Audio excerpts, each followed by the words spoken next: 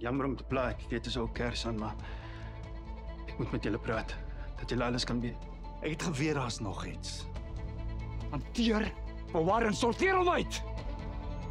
Permanent. Jy kan nie weghaloop elke keer as ietsie net 'n bietjie te moeilik raak. Wat ek doen nie. Nee, dit is exactly wat jy doen. Die polisie is op pad, meneer.